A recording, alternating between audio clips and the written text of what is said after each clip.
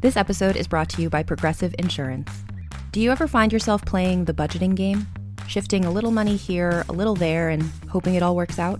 Well, with the Name Your Price tool from Progressive, you can be a better budgeter and potentially lower your insurance bill too. You tell Progressive what you want to pay for car insurance, and they'll help you find options within your budget. Try it today at progressive.com. Progressive Casualty Insurance Company and Affiliates. Price and coverage match limited by state law. Not available in all states. Hi, I'm Sam Payne, host of the Appleseed Podcast. This season, imagine this: a crackling fire, a mug of cocoa, and family gathered around a great story. All you need is the fire and the cocoa. We'll take care of the stories. Join us in every episode of the Appleseed Podcast for folk tales, fairy tales, family stories, tall tales, and more, shared by some of the country's most beloved storytellers, and just right for gathering around. Make it a Christmas season to remember with the Appleseed Podcast. Find the Appleseed wherever you get your podcasts.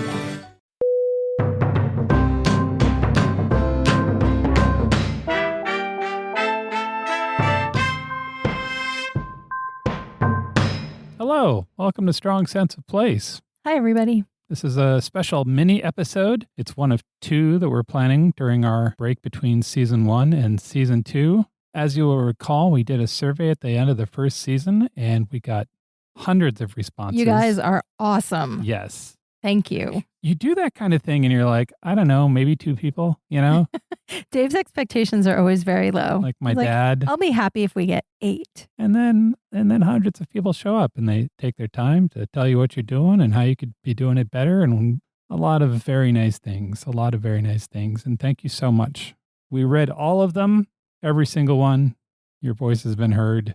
In the middle of the break, we are planning on doing 2 shorter podcasts. This is one of them, about changes we're planning to make to our podcast and our site based on your feedback.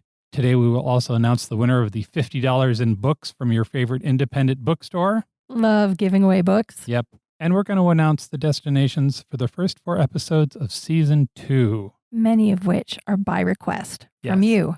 The second mini episode that we're going to do, we're going to answer specific questions we got from the survey. Questions like, how many books do you guys read for each episode? And how did we meet?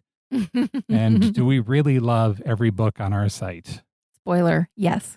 More detail coming later. So the number one response we got from the survey was, make more podcasts faster, which is really sweet.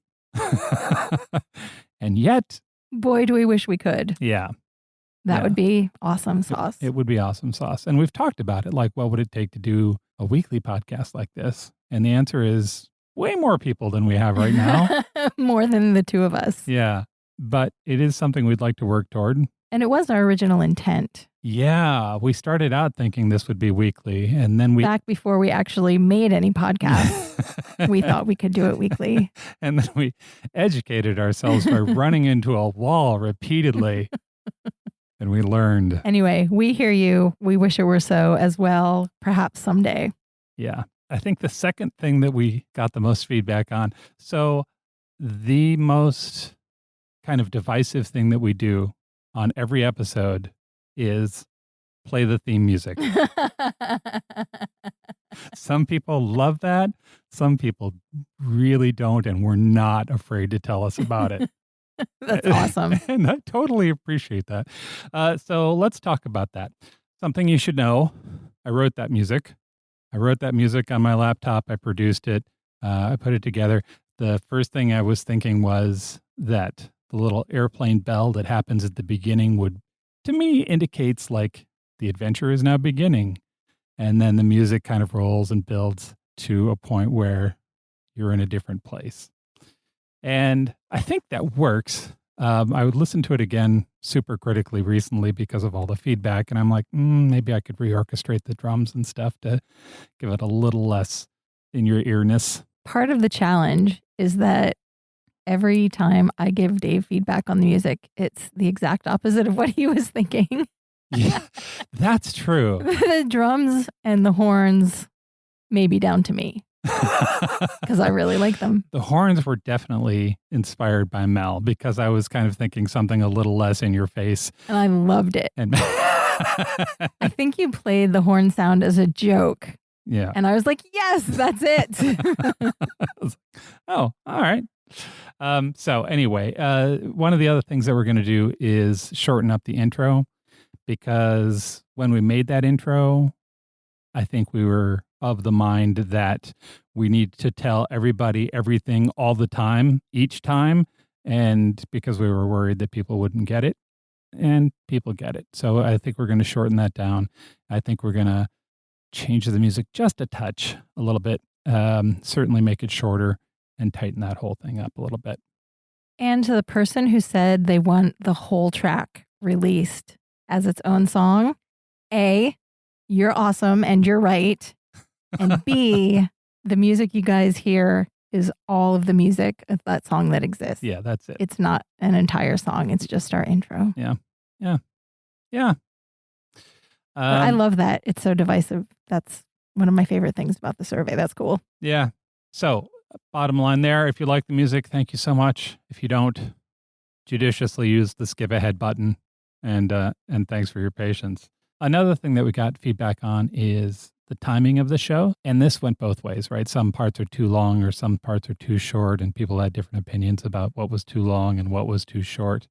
So this is the year I started to learn how to edit a podcast. And well done, Dave. Thanks. I suspect the learning curve will be going on for a while, so thanks for bearing with me while I figure that out. We're going to try to address that issue by making the show a little bit more uniform. So one section of the show will be, let's say, 5 minutes in one episode, and then the next episode also 5 minutes, and then in the next episode also 5 minutes, which hopefully will give a standardized sense to the show and make the rhythm feel a little bit better. Comfortable. Also, then you know how much tea you have to make for while you're listening. Exactly. How many snacks do I need? Etc. This is a 2-cookie show. We asked people about whether they would support us on Patreon, and a surprising number of you said you would. And my heart grew like 4 sizes that day. It's true. It was very heartening. Reassuring and encouraging. Yes. Our focus for the next few months is going to be making a totally awesome season 2. So we are not going to launch a Patreon immediately. But you saying that you would support a Patreon has put fresh wind in our sails. Yeah, we've talked sort of at length about maybe doing a book club or something like that. And we don't want to do that until it's really good. So we're going to take our time and figure that out and hopefully do it so that it's fantastic when it launches. And to be clear, there will always be a version of our podcast that is free to everybody. And site will be free to everybody. We're not going to charge for just regular listening adventures. Yeah. I feel like some people might have been confused about that in some of the responses we got. Right. We plan to keep doing what we're doing currently. So no one really asked for changes to our website in the survey, except for me. So I'm going to talk about a couple of the changes we're making to the website that were really important for me. So just to roll back in time a little bit, when we initially conceived of this project, my idea was to have a massive website that had books for every country in the world. And my rule was there had to be at least 5 books for each country. And that when we launched, we had to have representation from every region of the globe. So when I did my calculations, I thought we could launch the site with 47 countries and then add to it over time. But when we actually started doing the reading, we realized that would, like, just getting ready to do 47 countries would take years. And even if we did, there would come some day when we're like, okay, ta-da, here's this huge site that we made. Hope you like it. So one Saturday morning, we were having one of those talks like you do when you're still in your pajamas, and realized that we should do a podcast and build the website around the podcast. So the podcast would feed book reviews and other content into the site, which is how we ended up here. But I never let go of the idea that I wanted each place to have its own destination page. So that's one of the things I'm working on right now. You will be able to come to the site and search for Scotland and get the Scotland page, and it will have every piece of content related to Scotland, every book recommendation, every blog post. And those will continue to grow over time. We are also working on having a better mobile experience because 45% of our audience looks at our site through their phone. And so it's super important to get that right. We're working on making that a little bit better.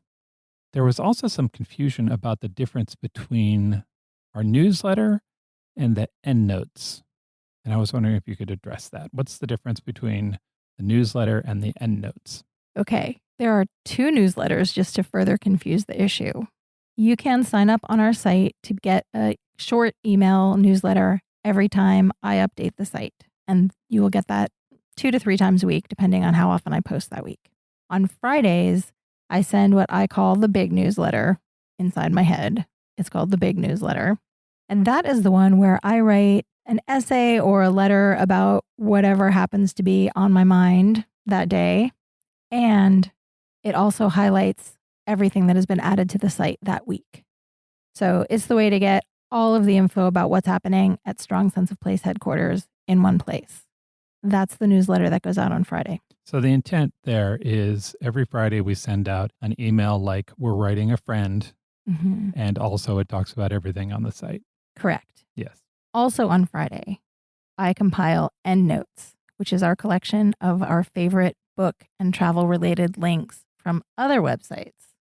That comes out on Fridays, and that is mentioned in the newsletter, but it is separate from the newsletter. This is the end of my presentation on our content. I feel like there should have been a PowerPoint presentation with that. Excellent. Thank you very much for that presentation. One of the things we did with our survey was ask you about the destinations you would like us to talk about. I will now give you the top 10 destinations that you mentioned. And these are in reverse order. This is a countdown. 10. Oh, I didn't know this was a countdown. It's a countdown. I just sat straight up in my chair. Here they are. 10 was Spain. 9, Paris. 8, India.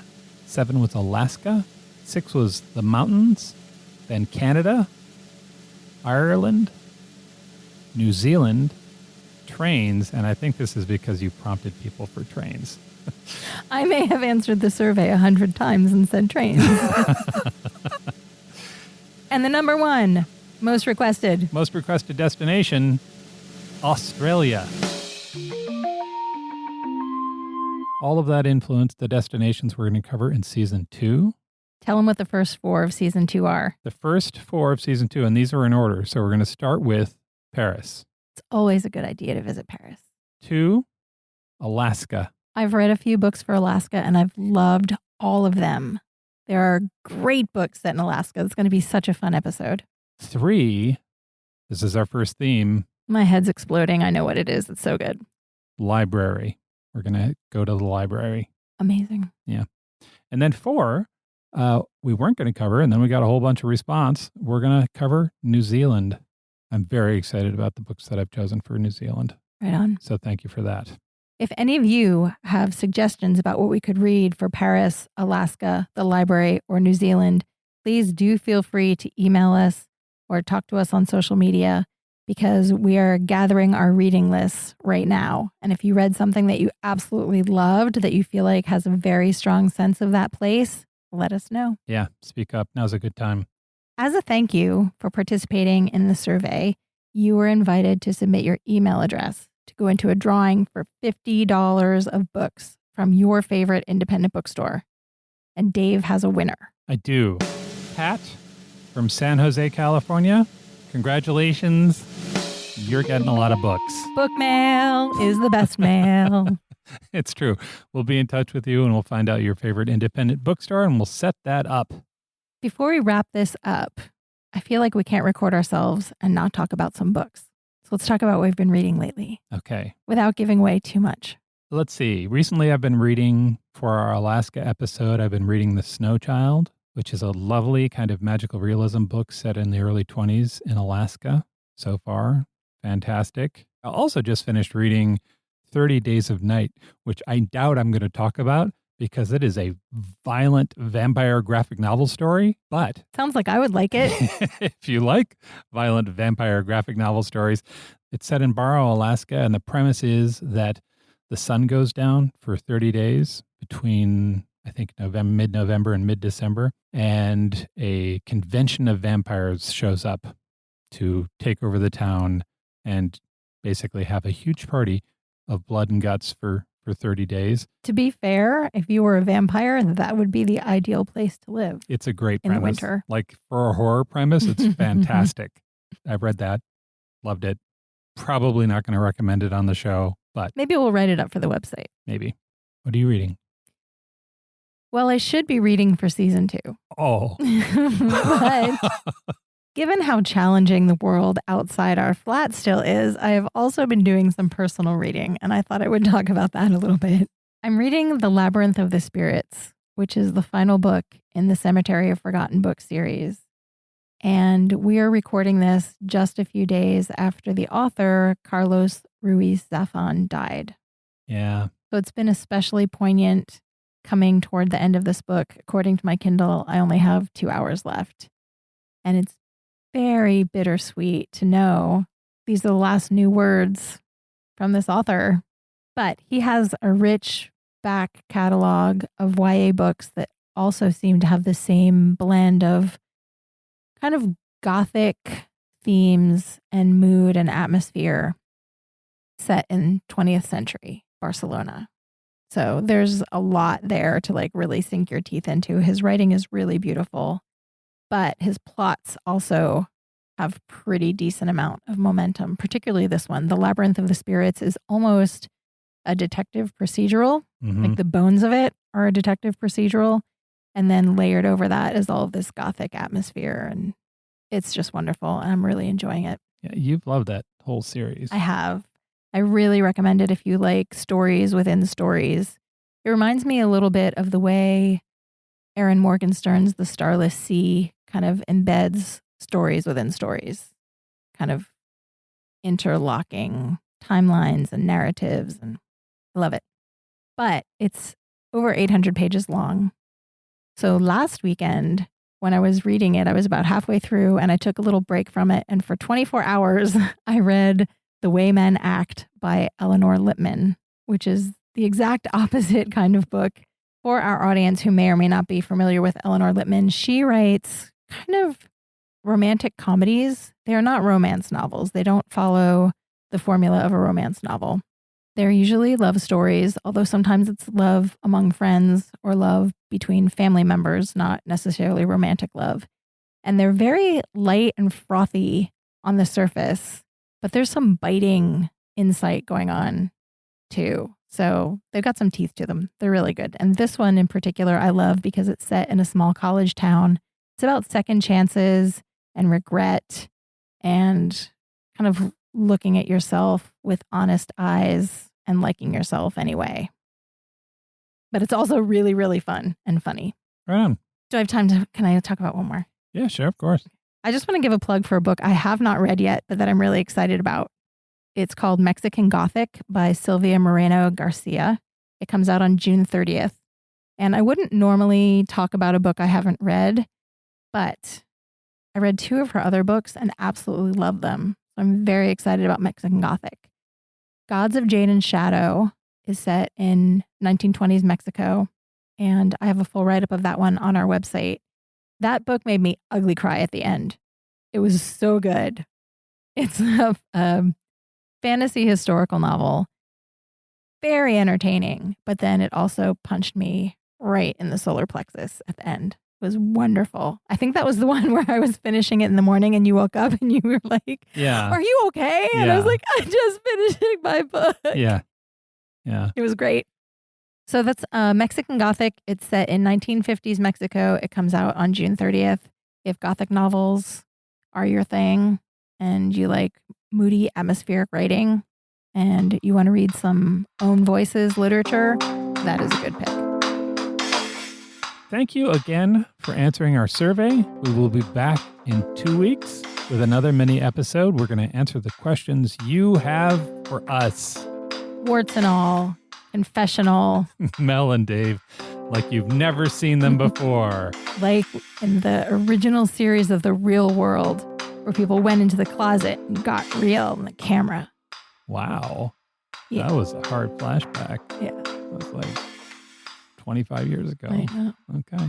Buckle up, Buttercup. We're going to find out what happens when things start getting real. What was it? When people stop being nice and start getting real. Thanks for listening, and we will talk to you soon. Happy reading.